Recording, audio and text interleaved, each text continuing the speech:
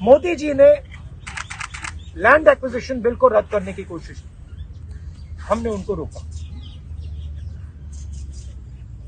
फिर उन्होंने कहा कि ठीक है, सेंटर पे हम लड़ नहीं पा रहे हैं, स्टेट्स पे उन्होंने लैंड एक्विजिशन बिल को रद्द कर दिया।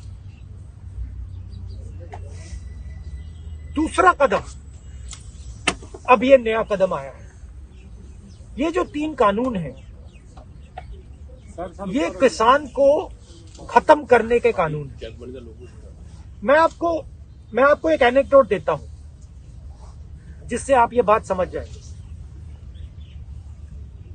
कुछ साल पहले एक बहुत बड़े सीनियर लीडर से मेरी बात हो रही थी और उन्होंने मोदी जी से बात की थी और किसानों के बारे में बातचीत की थी और वो मुझे उस कॉन्वर्सेशन के बारे में बता रहे थे। इससे नरेंद्र मोदी जी का माइंडसेट पता लग जाता है। उस बातचीत में नरेंद्र मोदी जी से नेता ने कहा कि भैया देखिए, किसानों को की अगर हम रक्षा नहीं करेंगे तो देश का नुकसान होगा। नरेंद्र मोदी जी ने जवाब दिया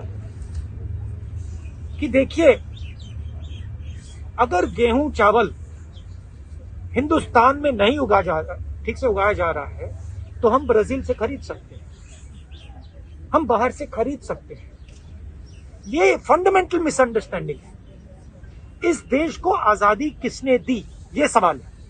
इस देश को आजादी अंबानी अदानी ने नहीं दी है। इस देश को आजादी किसान ने दी है, वो अपने खून से दी है। और ये मैं आज की बात नहीं कर रहा हूं।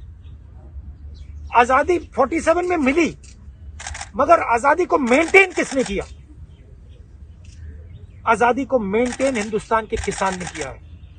क्योंकि जिस दिन इस देश की फूड सिक्योरिटी चली जाएगी, उस दिन देश की आजादी चली जाएगी। और ये वो आक्रमण हो रहा है। एक तरफ नरेंद्र मोदी जी हैं, उनके 2-3 उद्योगपति मित्र हैं और दूसरी तरफ हिंदुस्तान है। बात यह है कि आज मीडिया उठाता नहीं है, तो हिंदुस्तान को यह बात समझ नहीं आ रही।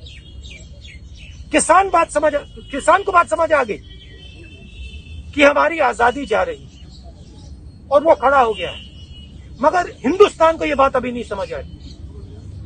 हिंदुस्तान को यह बात समझ नहीं आ रही कि अगर किसान की आजादी गई, अगर किसान का हक गया, तो फिर अगला कदम मिडिल क्लास, अगला कदम वर्कर, अगला कदम आईटी प्रोफेशनल।